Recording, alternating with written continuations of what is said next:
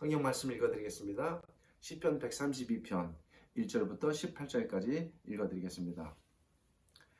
여호와여, 다윗을 위하여 그의 모든 겸손을 기억하소서. 그가 여호와께 맹세하며 야곱의 전능자에게 서원하기를, 내가 내 장막집에 들어가지 아니하며 내 침상에 오르지 아니하고 내 눈으로 잠들게 하지 아니하며 내 눈꺼풀로 졸게 하지 아니하기를, 여호와의 처소 곧 야곱의 전능자의 성막을 발견하기까지 하리라 하였나이다. 우리가 그것이 에브라다에 있다 함을 들었더니 나무 밭에서 찾았도다. 우리가 그의 계신 곳으로 들어가서 그의 발등상 앞에서 엎드려 예배하리로다. 여호와여, 일어나사 주의 권능의 계와 함께 평안한 곳으로 들어가소서. 주의 제사장들은 의를 옷 입고 주의 성도들은 즐거이 외칠지어다. 주의 종 다윗을 위하여 주의 기름 부음 받은 자의 얼굴을 외면하지 마소서. 여호와께서 다윗에게 성실히 맹세하셨으니 변하지 아니하실지라. 이르시기를, 내 몸의 소생을 내 왕위에 둘지라. 내 자손이 내 언약과 그들에게 교훈하는 내 증거를 지킬진대 그들의 후손도 영원히 내 왕위에 앉으리라 하셨도다. 여호와께서 시온을 택하시고 자기 거처를 삼고자 하여 이르시기를, 이는 내가 영원히 쉴 곳이라. 내가 여기 거주할 것은 이를 원하였음이로다. 내가 이 성의 식료품에 풍족이 복을 주고 떡으로 그 빈민을 만족하게 하리로다.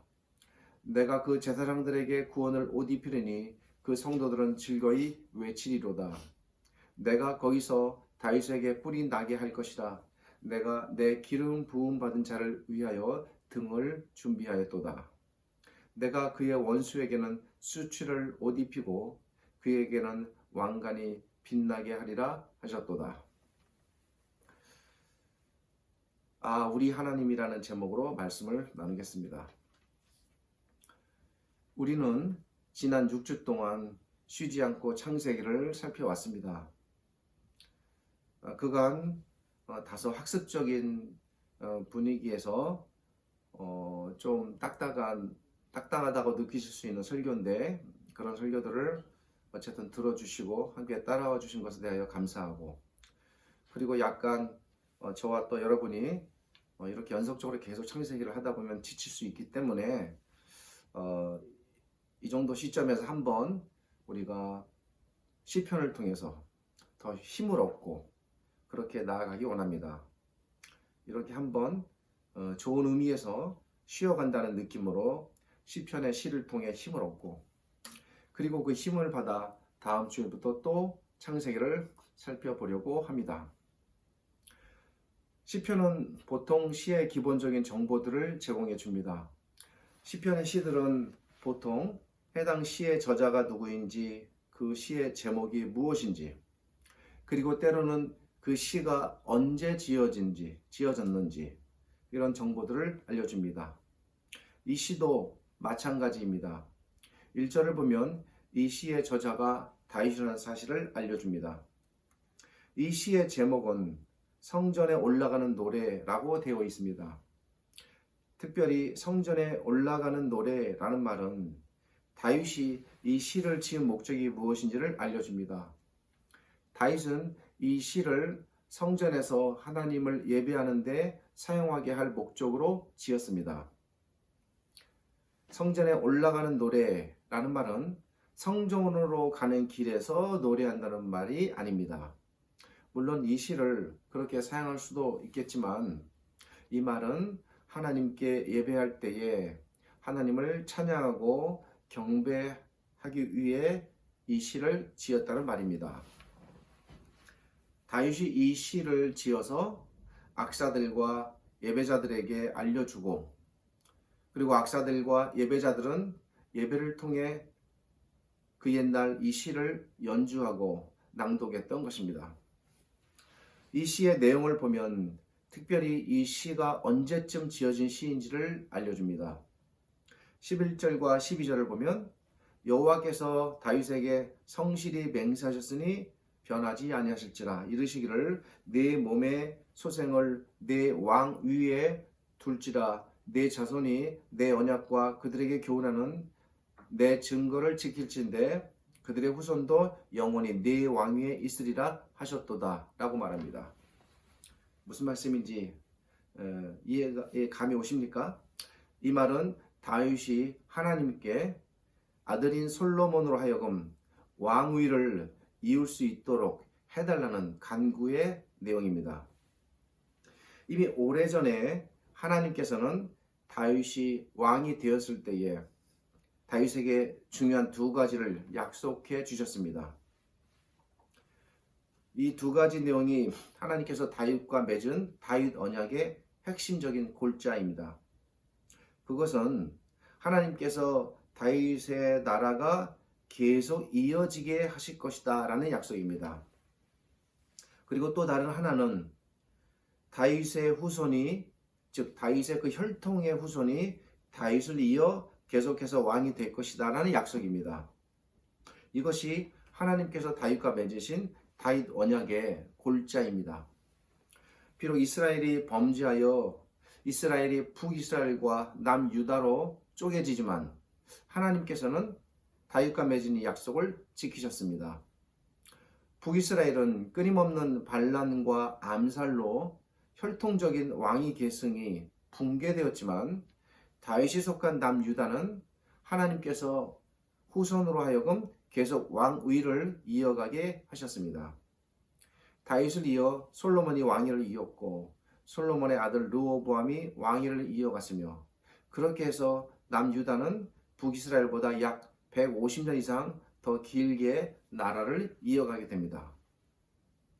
그렇다고 해서 이 다윗의 혈통들이 하나님 앞에 왕의 역할을 잘하고 신실했기 때문에 이런 은혜를 베푸셨다고 생각하는 것은 잘못된 생각입니다. 많은 왕들이 잘못했지만 그래도 하나님께서 약속을 지키기 위하여 다윗에게 주신 그 약속대로 왕위를 이어가게 하신 것입니다.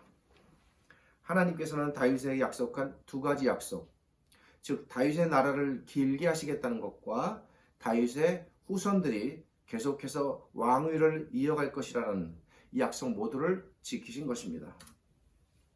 이 시는 이런 하나님의 약속을 배경으로 하는 시입니다. 이 하나님의 약속을 누구보다 잘 아는 사람, 바로 다윗입니다. 다윗이 이 약속에 근거하여 하나님께 자신의 심정을 아뢰는 것이 이 시입니다. 11절과 12절에서 다윗이 여호와께서 다윗에게 성실히 맹세하셨으니 변하지 아니하실지라. 이르시기를 내 몸의 소생을 내 왕위에 둘지라. 내 자손이 내 언약과 그들에게 교훈하는 내 증거를 지킬진대 그들의 후손도 영원히 내 왕위에 앉으리라 하셨도다 라고 말하는 것은 이런 사실을 알려줍니다. 하나님께서 약속하신 대로 자신의 소생으로 하여금 이제 왕위를 이을 수 있도록 해달라는 간구입니다. 이 시에 이런 내용이 등장했다는 것은 이 시가 지어진 때가 언제쯤인지 알려줍니다. 다윗은 40년간 왕위에 있게 되는데 이 시는 다윗이 왕이 되고 난 후에 적어도 그의 통치 후반에 솔로몬이 태어나서 그가 왕이 될 만큼 장성했다고 판단되는 그 시기쯤에 지어졌다는 것을 알려줍니다. 이제 시의 내용을 살펴보겠습니다. 이 시는 세 연으로 나뉘어집니다. 첫째 연은 1절부터 6절입니다. 시편의 시는 때로는 천천히 그리고 깊이 읽음으로써 읽는 것 자체가 우리에게 큰 영적 감동을 줍니다. 1절부터 6절까지 연을 제가 천천히 읽어보겠습니다. 여호와여 다윗을 위하여 그의 모든 겸손을 기억하소서. 그가 여호와께 맹세하며 야곱의 전능자에게 서원하기를 내가 내 장막집에 들어가지 아니하며 내 침상에 오르지 아니하고 내 눈으로 잠들게 하지 아니하며 내 눈꺼풀로 졸게 하지 아니하기를 여호와에 쳐서 곧 야곱의 전능자의 성막을 발견하기까지 하리라 하였나이다. 우리가 그것이 에브라다에 있다 함을 들었더니 나무밭에서 찾았도다. 이 천년의 느낌이 어떻습니까? 다윗의 어떤 심정이 느껴지십니까? 이 첫 연의 느낌은 한마디로 여호와의 전에 대한 다윗의 애절함입니다. 다윗이 얼마나 여호와 하나님을 그리워했는지, 그가 여호와의 성막을 찾아 얼마나 이리저리 헤매며 다녔는지를 알려줍니다. 그가 자신의 장막에도 들어가지 아니하고 잠자리에도 들지 못하고 심지어 눈꺼풀도 감지 못하며 여호와의 성막을 찾기까지 잠을 이루지 못합니다. 여호와의 성막이 혹 소문에 에브라다에 있다는 소문을 듣고 결국 숲속에서 그 성막을 찾았다고 말합니다. 1년은 이렇게 다윗이 얼마나 여호와를 간절히 기다렸는가 알려줍니다. 빠르게 2연으로 넘어갑니다. 우리가 그의 계신 곳으로 들어가서 그의 발등상 앞에서 엎드려 예배하리로다. 여호와여 일어나서 주의 권능의 궤와 함께 평안한 곳으로 들어가소서. 주의 제사장들은 의를 옷 입고 주의 성도들은 즐거이 외칠지어다. 주의 종 다윗을 위하여 주의 기름 부음 받은 자의 얼굴을 외면하지 마옵소서. 여호와께서 다윗에게 성실히 맹세하셨으니 변하지 아니하실지라. 이르시기를 내 몸의 소생을 내 왕위에 둘지라. 내 자손이 내 언약과 그들에게 교훈하는 내 증거를 지킬진대. 그들의 후손도 영원히 내 왕위에 앉으리라 하셨도다. 이 두 번째 연의 느낌은 또 어떻습니까? 그렇게 여호와의 성막을 찾아 헤매던 다윗이 마침내 여호와의 성막을 찾아냈습니다. 얼마나 기쁜지 모릅니다. 얼마나 즐거운지 모릅니다. 그래서 다윗이 이런 자신의 기쁨을 노래한 것이 두 번째 연입니다. 여호와의 성막을 발견하자 다윗은 그분의 발 아래 엎드렸습니다. 엎드려서 여호와 하나님을 예배합니다. 자신만 예배한 것이 아니라 모든 백성도 즐거이 외치라고 전합니다. 찾고 찾았던 여호와를 드디어 만난 다윗은 그 기쁨을 감출 길이 없었습니다. 이것이 두 번째 연에 나타난 다윗의 심정입니다. 이 연에 이어 나타나는 마지막 연인 3년은 이렇게 노래합니다. 여호와께서 시온을 택하시고 자기 거처를 삼고자 하여 이르시기를 이는 내가 영원히 쉴 곳이라. 내가 여기 거주할 것은 이를 원하였음이로다. 내가 이 성의 식료품에 풍족히 복을 주고 떡으로 그 빈민을 만족하게 하리로다. 내가 그 제사장들에게 구원을 옷 입히리니 그 성도들은 즐거이 외치리로다. 내가 거기서 다윗에게 뿔이 나게 할 것이라. 내 기름 부음 받은 자를 위하여 등을 준비하였도다. 내가 그의 원수에게는 수치를 옷 입히고 그에게는 왕관이 빛나게 하리라 하셨도다. 3년의 느낌은 또 어떻습니까? 1년에서는 다윗이 그렇게 하나님의 성막을 찾기를 간절히 원했고 2년에서는 그렇게 간절히 원한 성막을 찾아서 했고 3년은 과연 우리 하나님께서 그에게 합당하게 반응하시는 하나님의 심정이 나타나는 것입니다. 다윗의 어떤 마음이 전해집니까? 3년은 다윗이 찾았던 여호와 하나님, 그 하나님이 어떤 분이신지를 하나님의 입장에서 구체적으로 노래합니다. 여호와 하나님께서 과연 어떤 분이시기에 다윗이 그렇게 갈망하며 찾았는지를 우리가 엿볼 수 있는 그런 부분입니다. 3절에 등장하는 시온이라는 표현은 하나님의 백성을 나타내는 상징어입니다. 하나님께서 자기 백성을 얼마나 아끼시고 사랑하시는지가 3년의 첫 구절인 13절에 나타납니다. 자기 백성을 얼마나 사랑하시는지, 하나님께서는 자기 백성을 자신의 거처로 삼으신다고 하십니다. 그리고 자기 백성 안에서 영원히 쉬시겠다고 말씀하십니다. 하나님이 이런 분이라고 다윗이 하나님을 노래합니다. 그리고 그뿐이 아닙니다. 하나님께서는 자기 백성의 삶을 신실하게 돌보십니다. 그래서 다윗이 이렇게 노래합니다. 이 성의 식료품에 풍족히 복을 주고 떡으로 그 빈민을 만족하게 하리로다. 하나님께서 자기 백성에게 식료품을 풍족히 주시고 떡으로 그 백성을 만족하게 먹이신다고 말합니다. 자기 백성을 먹이실 뿐 아니라 제사장들에게는 구원으로 옷을 입히고 다윗의 왕위는 끊어지지 않게 그 뿔이 나게 하여 기름 부음 받은 자의 등을 준비하시는 여호와 하나님. 이 하나님이 다윗이 3년에서 노래하는 우리 하나님 여호와이십니다. 오늘 좀 더 마음을 기울여 살펴보려고 하는 부분은 3년인데 그 중에서도 특별히 13절과 14절에 조금 더 집중해 보겠습니다. 13절과 14절은 이렇게 노래합니다. 여호와께서 시온을 택하시고 자기 거처를 삼고자 하여 이르시기를 이는 내가 영원히 쉴 것이라. 내가 여기 거주할 것은 이를 원하였음이로다. 개인적으로 정말 말할 수 없이 위로와 힘이 되는 구절입니다. 이 구절들은 다윗이 자신의 심정을 표현한 것이 아닙니다. 이 구절들은 다윗이 자신의 마음이 아닌 하나님의 마음, 하나님이 바라보는 하나님의 심정을 알고 그 하나님의 심정을 표현한 구절입니다. 자기 백성에 대한 하나님의 마음이 이럴 것이다 라고 다윗이 알고 실어 쓰는 것입니다.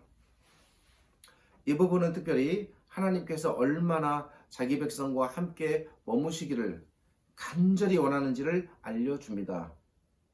비록 구약시대에 성막이 존재했고 그 후에 성전이 세워졌지만 이렇게 성막이나 성전이 세워지기 이미 훨씬 이전부터 하나님께서는 자신만의 소중한 성전이 이미 존재해 있었습니다.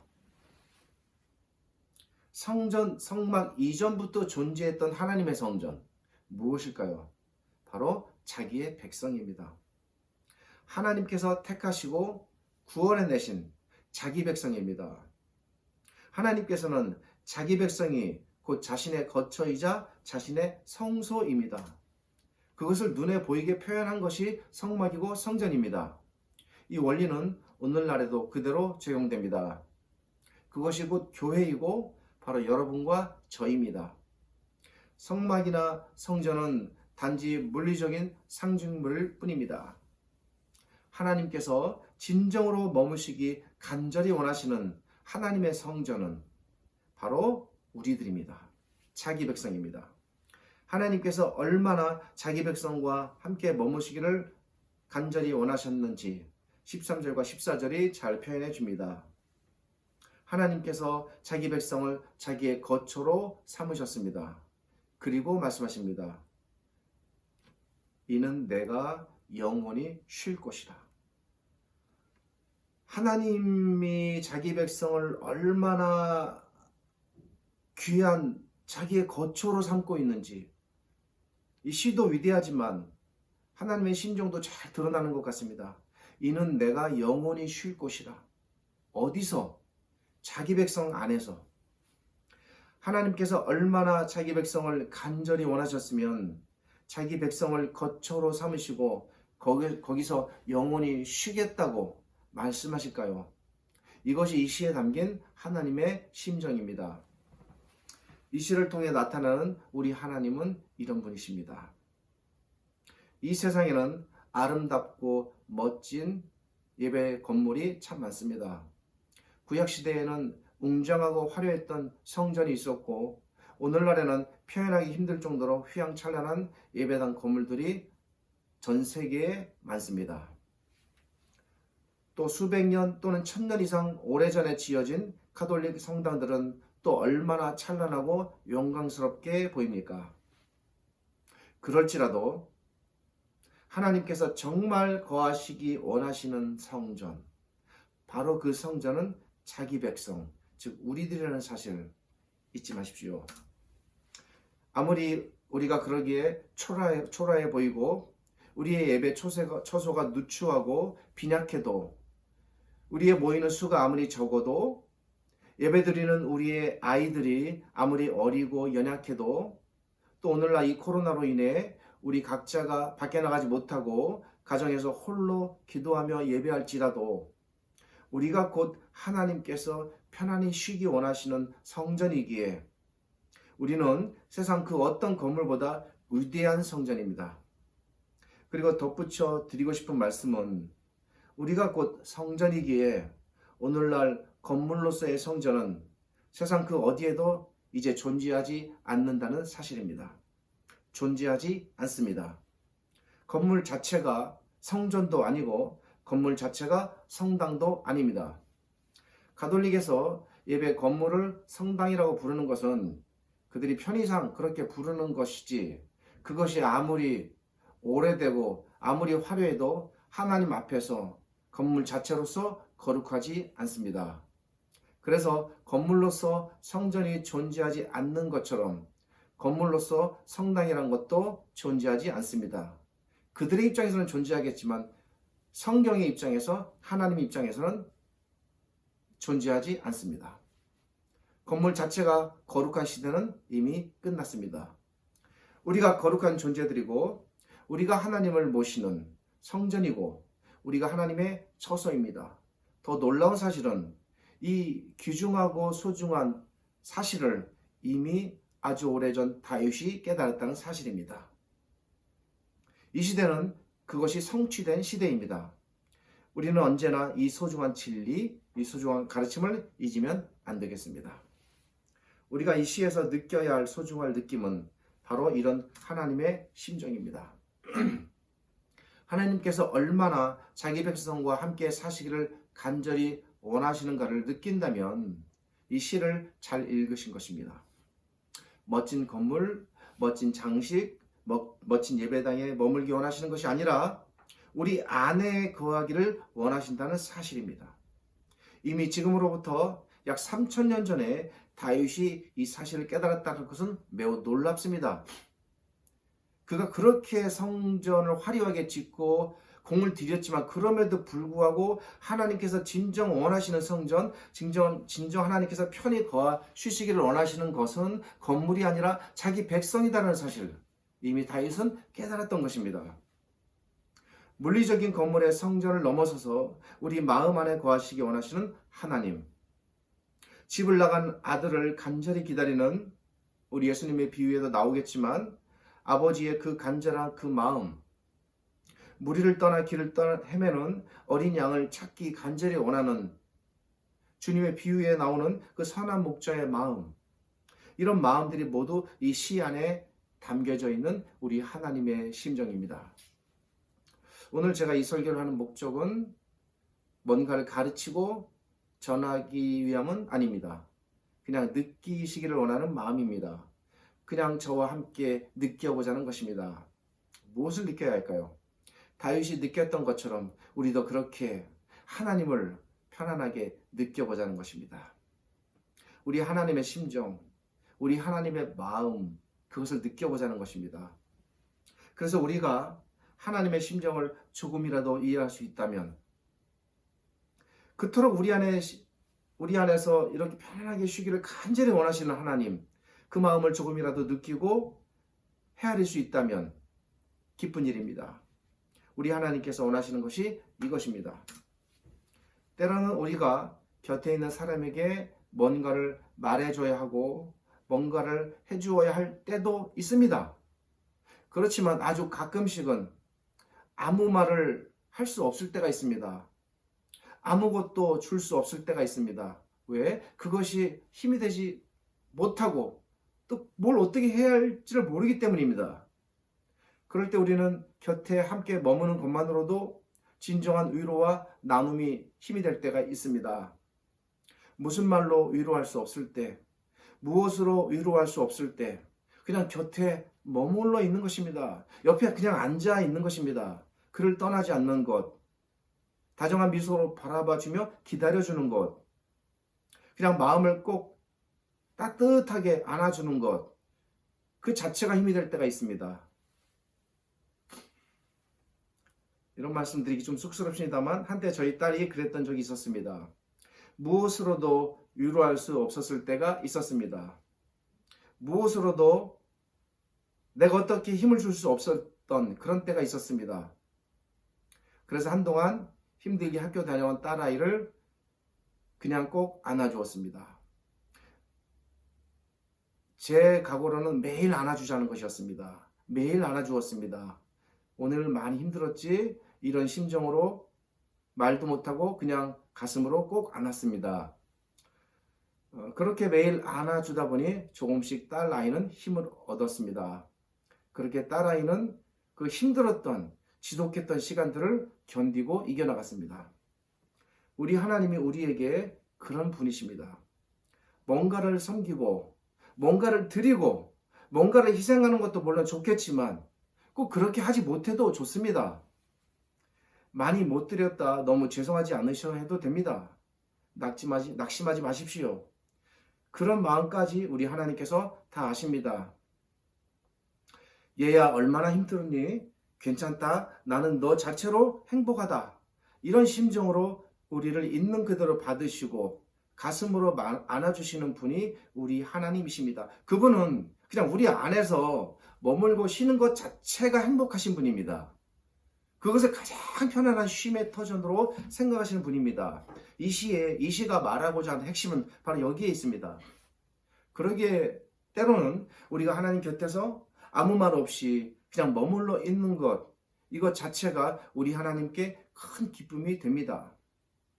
왜 그럴까요? 그것은 바로 하나님께서 가장 간절히 원하시는 것은 우리가 꼭 무엇을 드리고 무엇을 희생해야 하기 때문이 아닙니다. 우리를 집으로 삼아 우리 안에서 우리와 함께 사시는 것, 사는 것 자체가 가장 행복한 분이 우리 하나님이십니다. 그래서 오늘 설교 제목은 우리 하나님입니다. 여호와 하나님, 그분이 내 안에서 즐거이 거하실 수 있다면 이보다 더 큰 하나님께 대한 선물은 없으며 또 하나님의 행복은 없을 것입니다. 기도하겠습니다.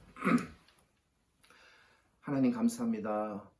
오늘 이 한 편의 시로 감히 우리 하나님의 심정이 어떠한가를 조금이라도 이해하고 그래서 하나님과 저희와의 관계가 더 돈독해지고 깊어지기를 원하는 마음으로 이 귀하고 거룩한 말씀을 나누었습니다.